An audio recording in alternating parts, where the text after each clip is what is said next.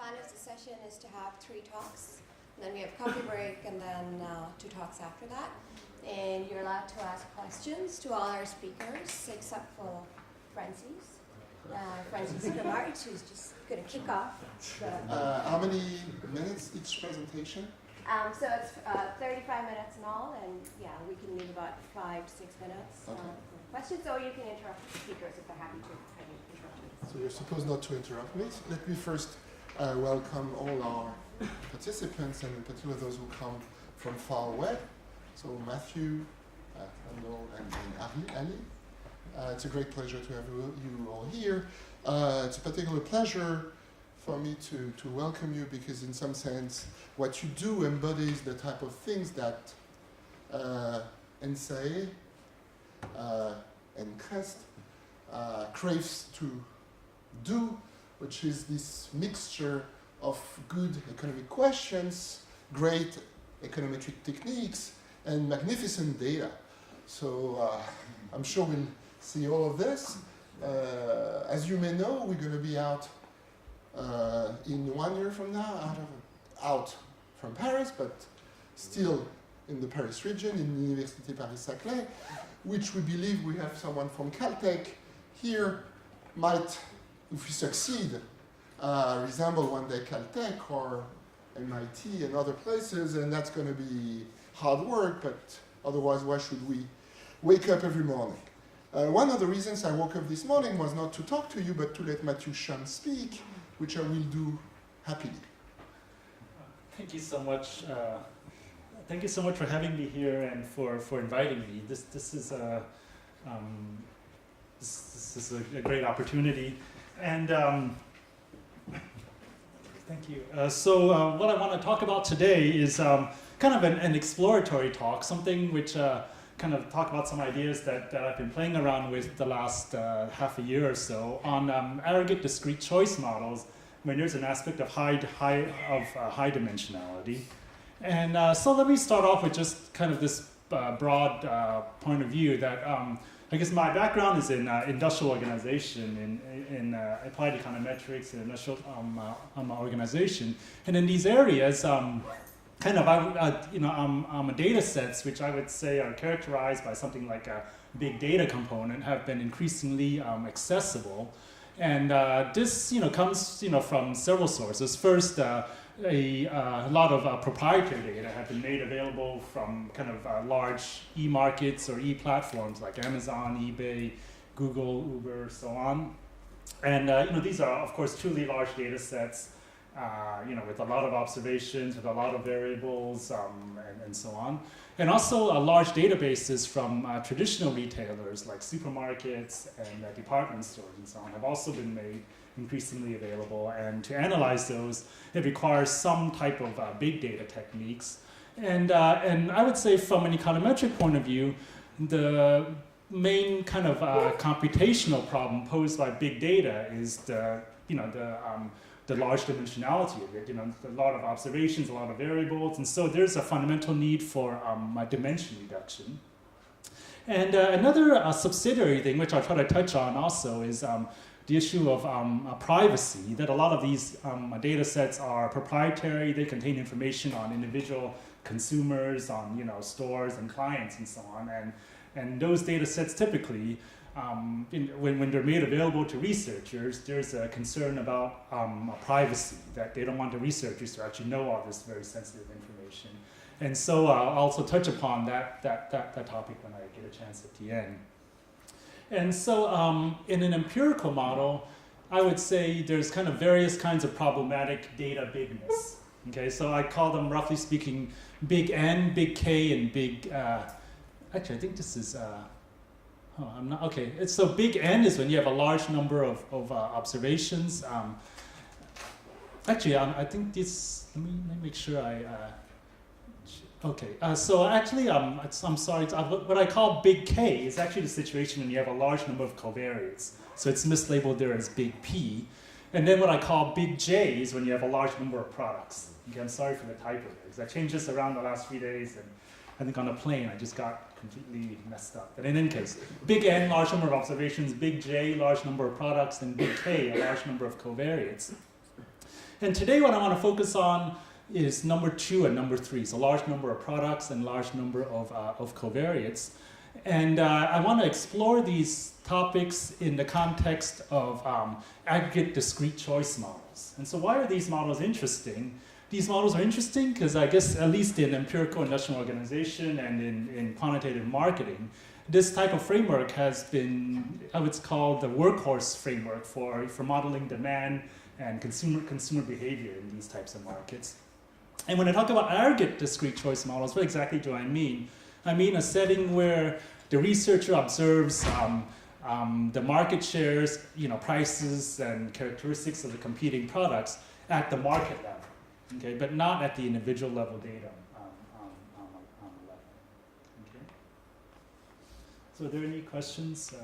Is this, I guess it's a small room, so I don't know. Okay, so let me what I want to present in this talk is kind of 2 explorations.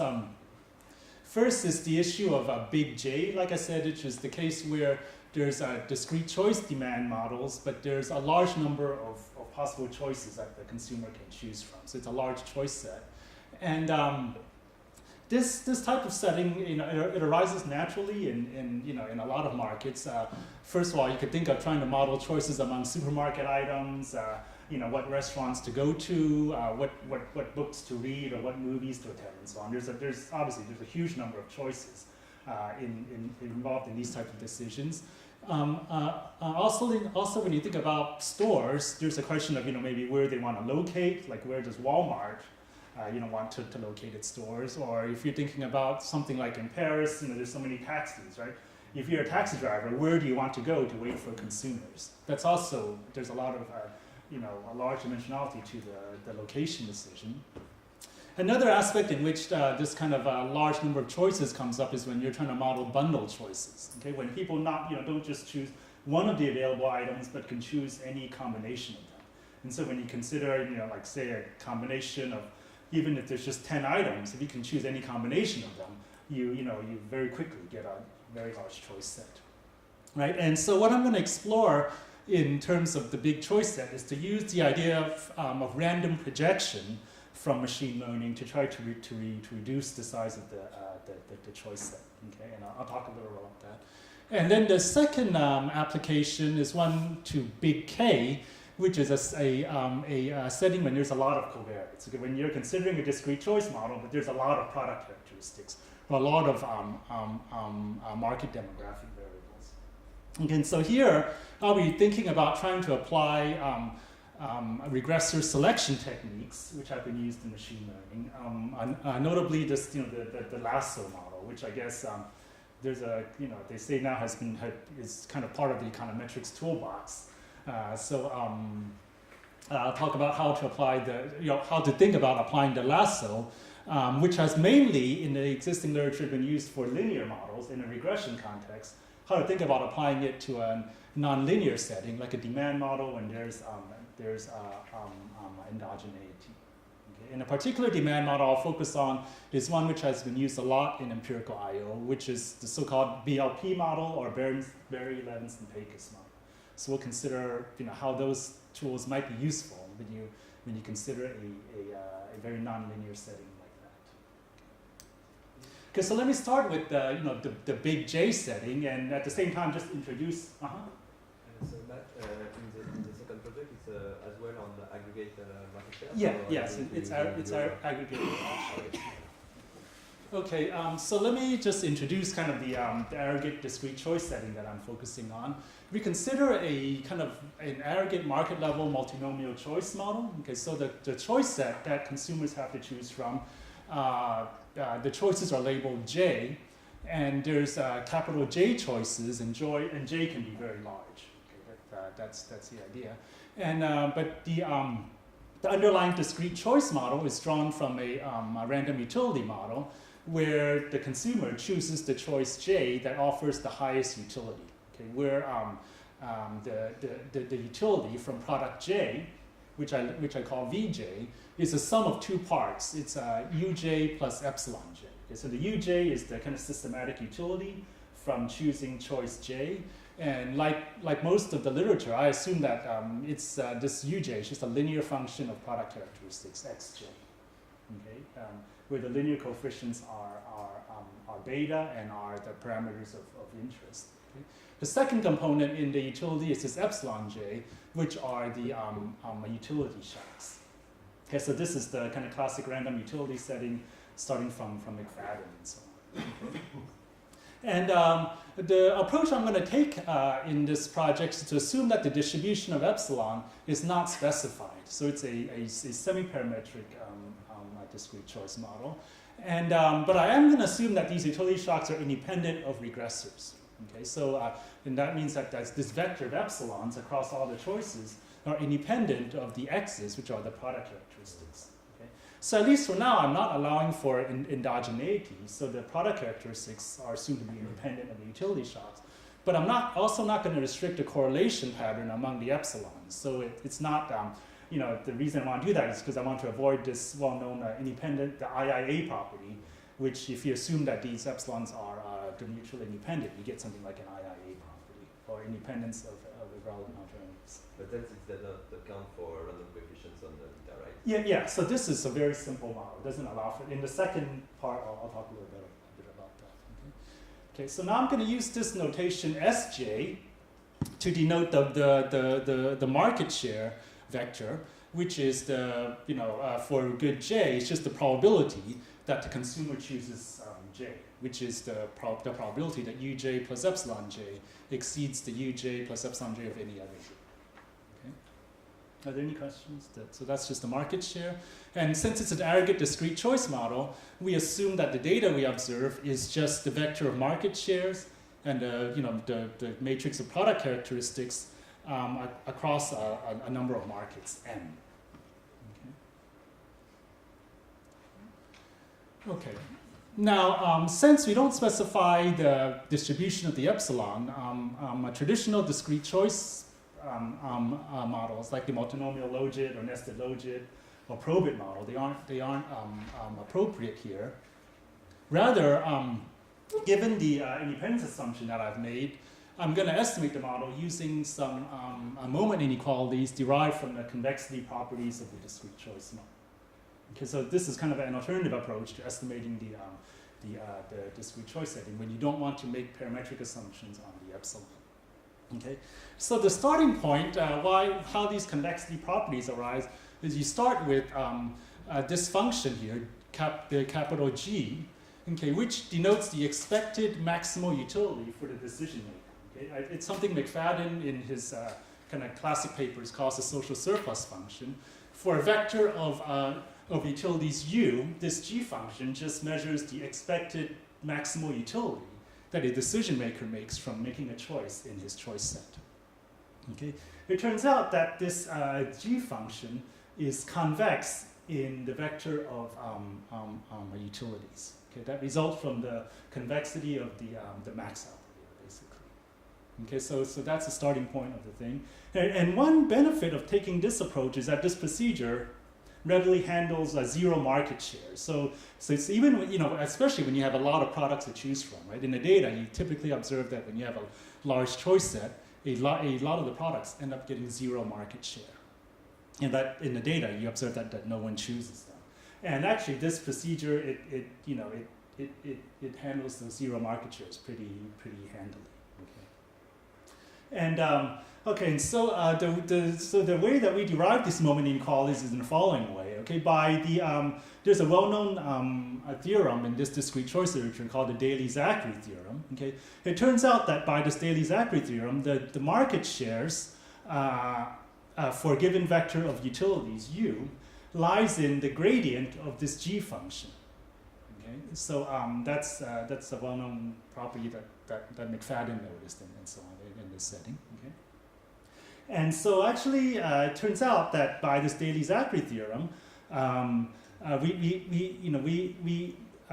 we can derive the moment inequalities for this model. And the intuition is the following. Okay? If you consider a univariate convex function, so a convex function just of one variable, right, then we know that the slope of this convex function is a monotonic, right? because it's convex.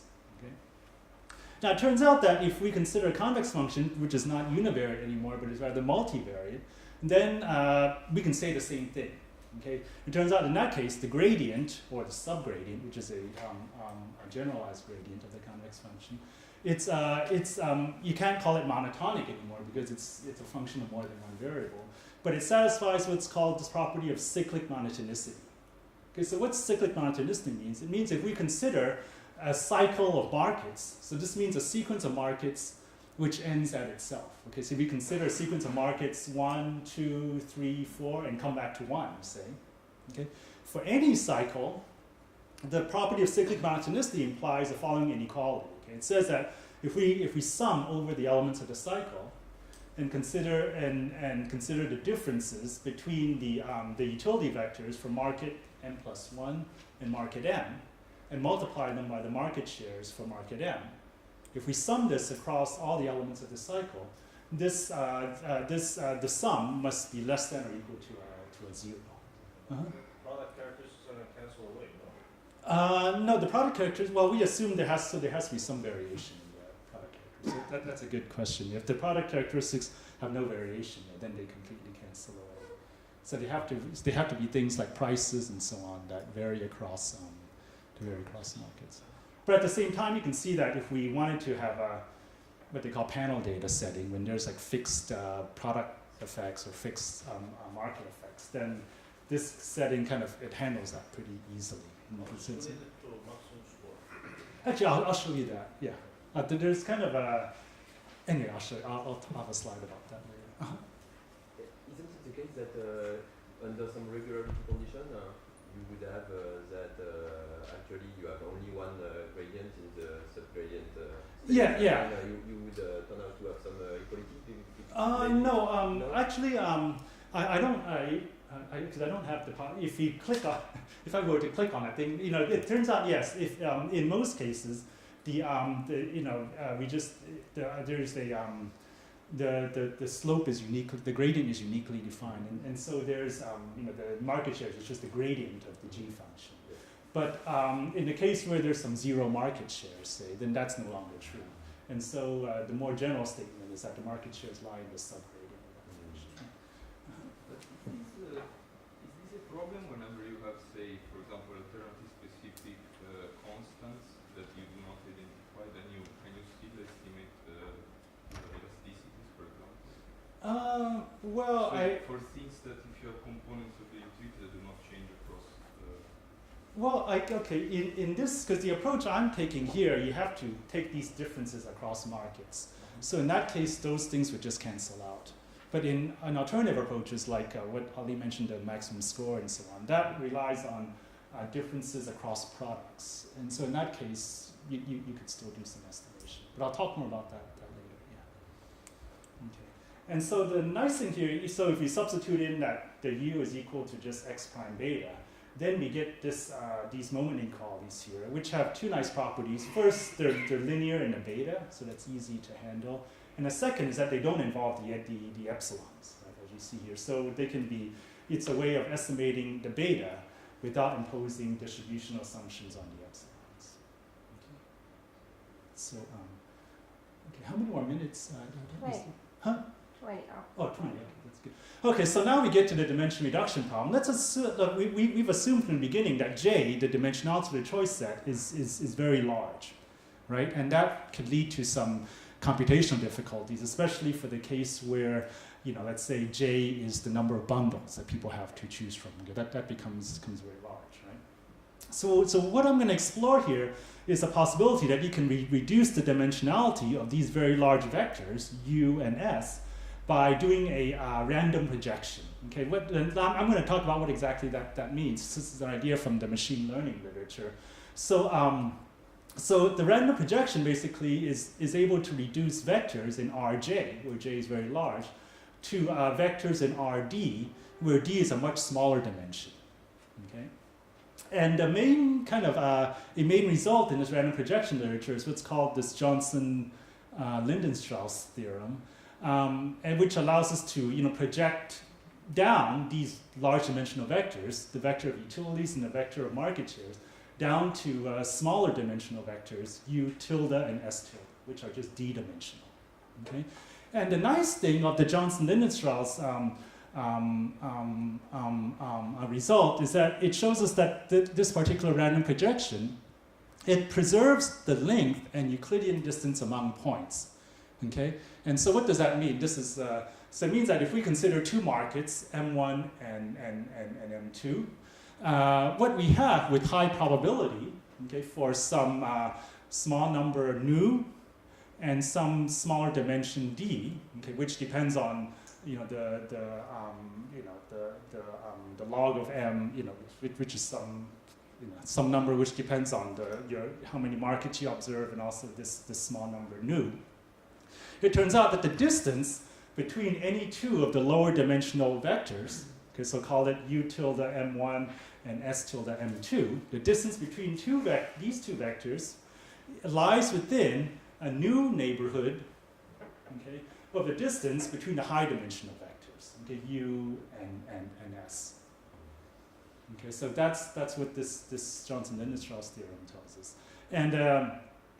And so I would just say here that there's there's a lot of other ways of doing a dimension reduction. You could do things like principal components. But principal components don't guarantee this preservation of length and Euclidean distance among points. Okay, it's like principal components, for instance, it's a global type of dimension reduction. Okay, but it doesn't say anything about how particular points are related to each other once you've done the projection. Okay, whereas when you do this random projection, there's a guarantee that once you do the random projection, the structure between the points is somehow preserved in the sense of the distance between the points. Okay. Any questions? Okay, so then for estimation, we're going to use the I guess I call it the JL version, the Johnson-Lyndon-Strauss version. So the nu's there, right? That are between 0 and 1. Yeah. The nu is very close to 0, then you're losing almost nothing, right? Yes, that's right. Yeah. But how do you know whether you're losing a lot or not? Well, I guess in a sense, you can think of if you want to. I guess it depends on there's kind of three numbers here. There's the m, Right. there's the d, and there's the nu. Okay, so if you want to control nu, then in a sense it says that you don't really given an m, your d is dictated by this requirement. But if you have a d that you're interested in, then it sort of says, well, the nu, that the error that you have to tolerate is given by this equation. So it sort of depends how you use that equation.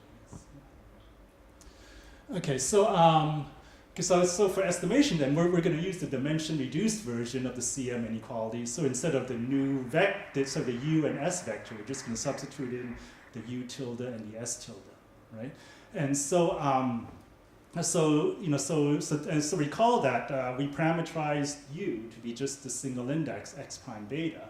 Then U tilde is just going to be x tilde prime beta, where x tilde is just the column by column dimension-reduced version of the X matrix. Okay. But that inequality is an approximate inequality. Yeah, so now it's you're exactly right. So it's an approximate inequality. And I'll talk a little bit about how to deal with that now. Okay, so the projected CM inequalities are then going to be here, and you see that actually these are still linear in the beta, which is very useful. Okay, so the next question is, how do we actually do this this projection? So let me just give you some details here. So consider a vector of market shares, S, which is large dimensional, right? It's J times 1. We consider a projection matrix R, which is D times J. Okay? And so the projected matrix, S tilde, is going to be given by R times S. Okay? And so it results in a D times 1 vector.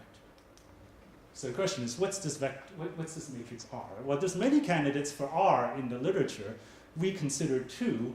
The first is the simple case where the matrix R, each element is just a Gaussian random variable, okay, with the variance which depends on the reduced dimension. Okay.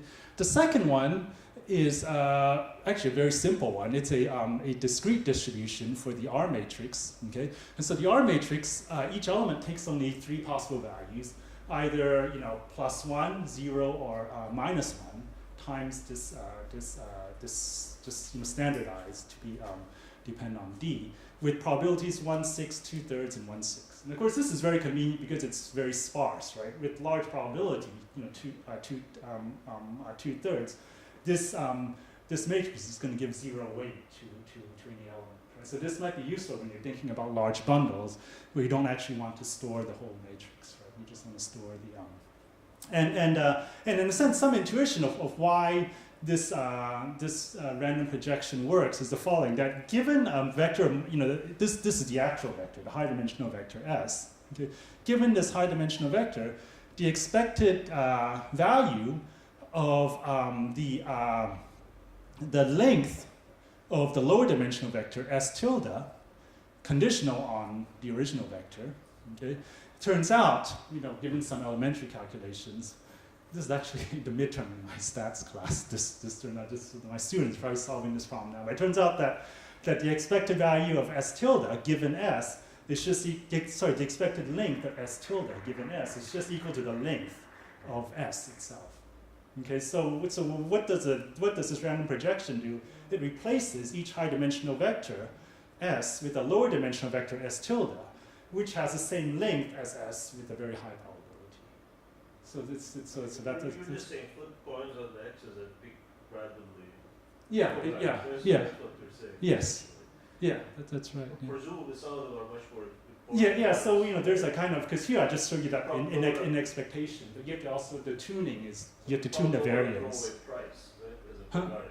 Well, you're not really throwing away. You're kind of you're taking you're sort of averaging over the prices across all the goods, right? Because you're not. It's not like Lasser where you're throwing away a given price.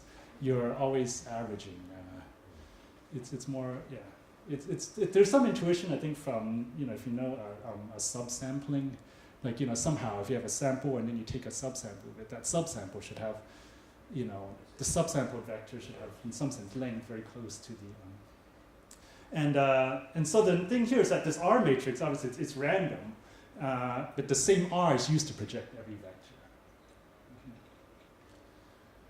Okay, thus, so then we're going to project each vector that we observe, which is the market shares and the x's. We project it down to S tilde and X tilde, where the projection is done just by pre-multiplying by this R matrix. Right? So now these are random vectors. And so the final form of the projected CM inequalities is given, is given here. Right? And as you can see, it's still linear in a beta, right? Which is convenient for estimation. Okay, now we get to the question earlier about where do the these are just approximated inequalities now because they don't hold with probability 1, right? Because now we substituted this random projection.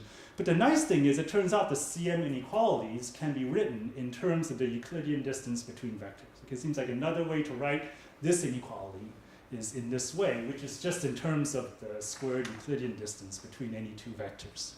Right? And so since these are going to be close to the true Euclidean distances between the unprojected vectors, this thing seems to imply that this inequality implies that the approximation error in using the projected CM inequalities is just going to enter in a linear way.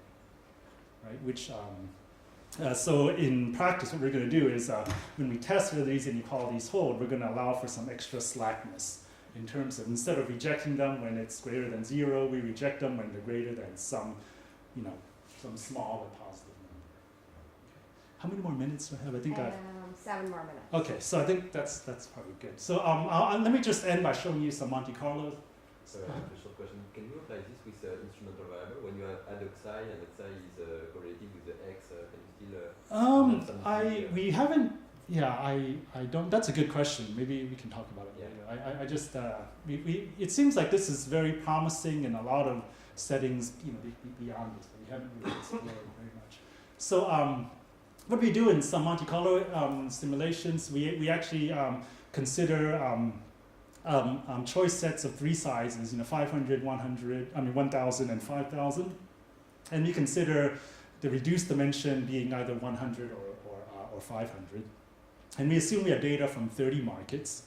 And we assume that there's two regressors under several sampling assumptions. The first is that the regressors are completely random across products and across markets, just the Gaussian distributed. The second one is, that's the second and third specifications are trying to look at kind of some common data situations you might see in a kind of in an I/O setting. The first is when there's strong brand effects. Okay, so each covariate is the sum of a brand-specific constant and then some random error, and then also a strong market effect where each characteristic is the sum of a market-specific effect and then some random error. Okay, and given that there's two characteristics. We have to do some normalization. So we normalize the norm of the coefficient vector to be 1, and so we parameterize the coefficients in terms of polar coordinates. And in terms of the random error structure, we assume with the epsilons there's some kind of complicated zero correlation process across products. So it's not multinomial logit, and also they're not independent. There's a complicated dependence process.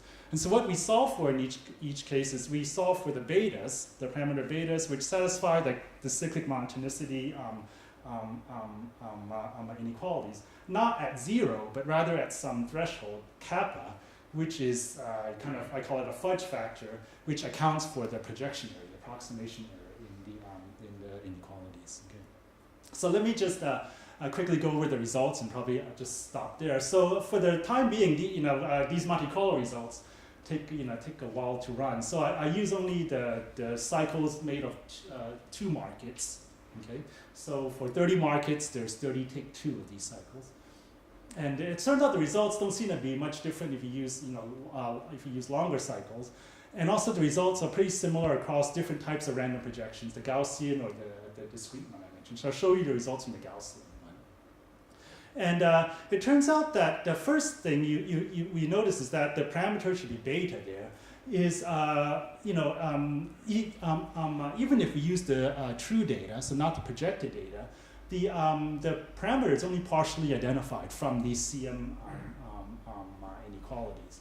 And the identified intervals seem to be widest when we just have the random regressor specification, okay, but not when we have the strong brand effects or strong market effects. As far as what happens when we project down and do our estimation, let me just quickly kind of color code you through the table. So when we have the random regressors, here's the results. So these are kind of the true upper and lower bounds on the parameters. Okay, so you see that they're actually pretty wide. Okay, they're from 1 to 3. So these but then. When we consider the estimated equivalent, so this is using the random projection, you see that the estimated intervals aren't that much different from the kind of true intervals, the true identified intervals. Okay, and sometimes the estimated interval on average can even be shorter than the actual one. Okay, so I'll talk a little bit more about why this is so. Okay, and then when you consider the strong brand effects, the true identified intervals become narrower, but the estimated intervals are still kind of wide. Okay, and that seems to be because in this, when there's strong brand effects, there's little variation in the x's across markets, like was pointed out earlier. And actually, when you do the random projection, that eliminates this variation even more. So you're not needing much variation for identifying the parameters. So if you look at, like for example, in the strong brand effects, the identified interval is actually quite narrow here in this setting, but the estimated interval when we project down is still on the wide side there. And when you look at the strong market effects, the results are kind of similar to the case when there's the random regressors. Okay, that we have still a pretty wide interval.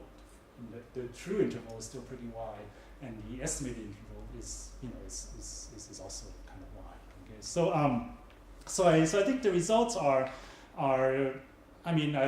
in a sense, there's still a lot of exploration to do, but one caveat we're finding out is that the results are quite sensitive to the choice of the fudge factor. Okay, and then we see that here actually, because here I set actually a pretty restrictive fudge factor. I set it pretty small, and so you see that actually the estimated interval we have is actually quite narrow. Okay, it turns out if we have different values for that, this estimated interval can be actually, quite wide and so on. So there's a lot of work needed to calibrate exactly what that fudge factor should be. Okay.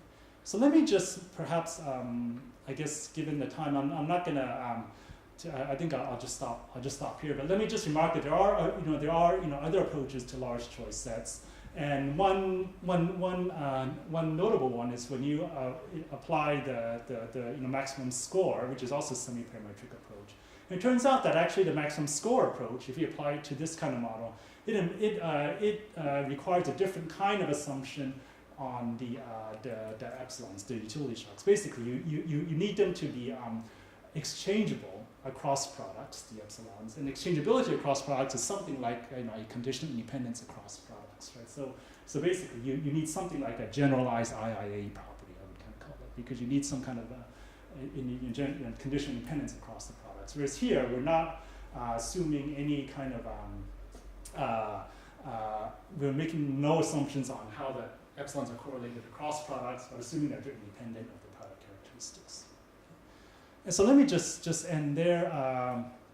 I'm going to skip the stuff about the lasso. I mean, if any of you have questions, I'm happy to talk about that afterwards.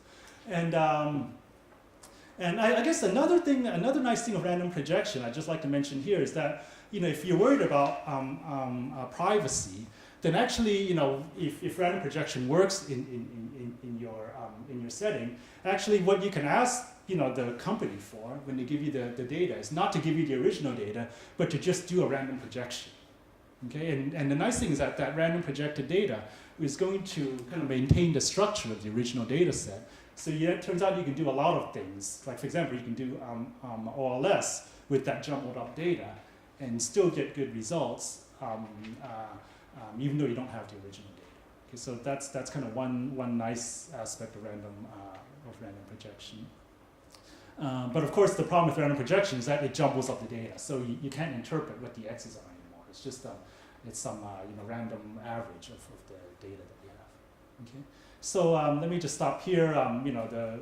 The point is to explore how some of these tools of machine learning can tackle some high dimensionality settings in aggregate discrete choice models. And what I talked about was how to use things like random projection in a large choice set setting. And the procedures seem to work well in practice, and what we're doing right now is trying to consider some real data applications and also some, obviously, more formal asymptotic analysis. Thank you very much. All right.